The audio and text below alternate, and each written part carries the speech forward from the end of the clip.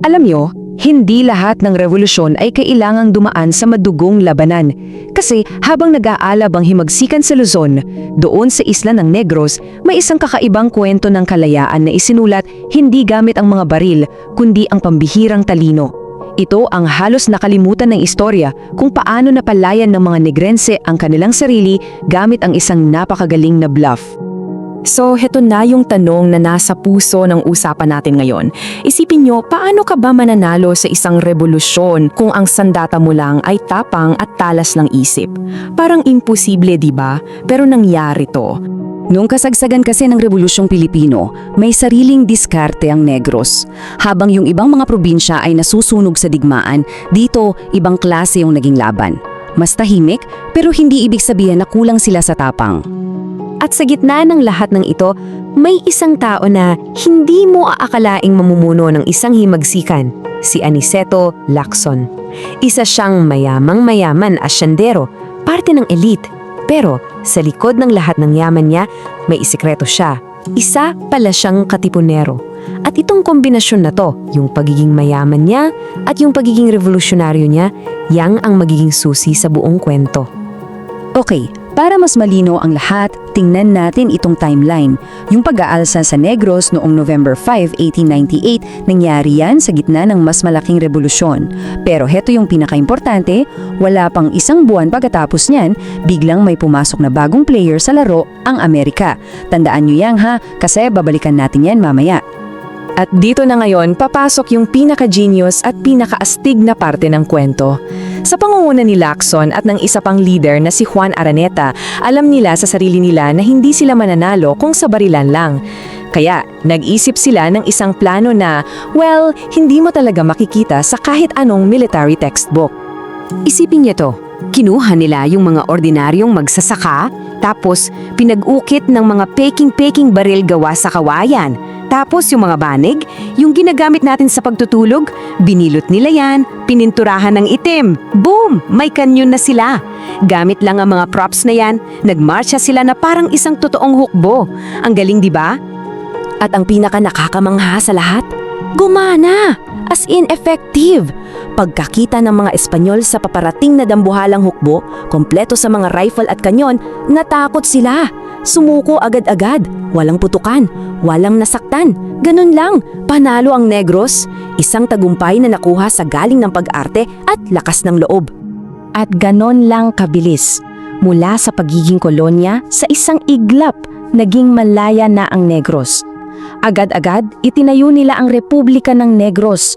Kumpleto sa presidente, si Aniceto Lacson, may sariling flag at may sariling konstitusyon. Para sa isang maikli pero napakagandang sandali, sila ay isang tunay na bansa. Pero sa mga kwentong ganito, laging may pero, di ba? Yung kalayaang napanalunan nila, may expiration date pala. Dahil yung sinabi ko kanina sa timeline, eto na yon. May paparating na bagong kalaban, mas malaki at mas malakas pa sa Espanya, ang mga Amerikano. At ito na ngayon ang problema. Yung napakagaling na bluff na tumalab sa mga Kastila, siguradong hindi yan gagana sa mga Amerikano. So anong gagawin nila? Paano mo lalabanan ang isang superpower kung ang sandata mo ay talino lang at hindi totoong pulbura?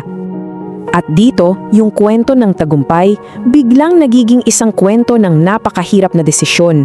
Lahat ng tao nakatingin kay Presidente Lacson. Kasi yung desisyon niya, yun ang magsasabi kung paano siya maaalala ng kasaysayan bilang isang bayani o bilang isang taksil. Ngayon, subukan nating ilagay ang sarili natin sa posisyon niya. Ano ang gagawin mo? Itutuloy mo ba yung laban para sa prinsipyo, kahit ang kapalit nito ay ang pagkawasak ng buong isla at pagkamatay ng libu-libong tao? O lulunukin mo ba yung pride mo at makikipag-usap ka sa bagong mananakop para lang mailigtas ang mga kababayan mo? Ang hirap, no? Ang naging desisyon ng gobyerno ni Lacson, makipagtulungan sa mga Amerikano. At may mga practical na dahilan sila para dyan. Una, para iligtas ang ekonomiya ng isla, yung industriya ng asukal. Pangalawa, at ito siguro ang pinakamahalaga, para maiwasan ang tiyak na kamatayan ng maraming Negrense sa isang digmaang alam nilang hindi nila kayang ipanalo. At dahil sa desisyong yan, nahati ang tingin ng kasaysayan kay Lacson. Sa isang banda, para sa mga kapwa niya may-ari ng lupa, siya ay isang henyo, isang tagapagligtas na nagligtas sa Negros mula sa kapahamakan. Pero sa kabilang banda, para sa mga revolusyonaryong lumalaban pa rin sa buong bansa, siya ay isang duwag, isang taksil na ipinagpalit ang kalayaan para sa negosyo. So ano ang naging legacy ng desisyong ito? Pagkatapos ng lahat ng nangyari, paano natin ngayong babasahin ang kwento ni Aniceto Lacson at ng kanyang napakaikling republika? Ang naging kapalit ng kapayapaan ay ang kanilang kasarinlan. Yung dating soberanong republika ng Negros ay dahan-dahang naglaho at naging isang probinsya na lang sa ilalim ng bandila ng Amerika. Natapos ang pangarap, si Lacson mismo tumalikod na lang sa politika at namuhay ng tahimik hanggang sa kanyang pagpanaw noong 1931. Pero, yung tanong tungkol sa desisyon niya, buhay na buhay pa rin yan hanggang ngayon at patuloy pa rin pinagtatalunan. At alam nyo, hanggang ngayon, nakatayo pa rin yung bahay niya, ang Casa Lacson sa Talisay. Para siyang isang tahimik na saksi sa lahat. Isang paalala ng isang napakaikli pero maningning na panahon kung kailan, dahil sa talino at isang matapang na bluff, isang isla ang naging isang bansa. Kaya sa huli, yung tanong bumabalik sa atin, tagapagligtas ba si Lacson o nagtaksil sa bayan? Marahil, ang totoong aral sa kwentong ito ay hindi para hanapin natin kung sino ang tama o mali, kundi para maintindihan na ang kasaysayan at ang pagiging leader ay puno ng mga imposible at kulay abo na pagpili. Kung nagustuhan mo ang kwentong ito, huwag kalimutang i-like ang video, mag-subscribe at i-on ang notification bell para sa iba pang alamat at kwentong bayan. I-share mo rin ito para mas marami pang Pilipino ang makaalala ng kagandahan ng ating mga kwento.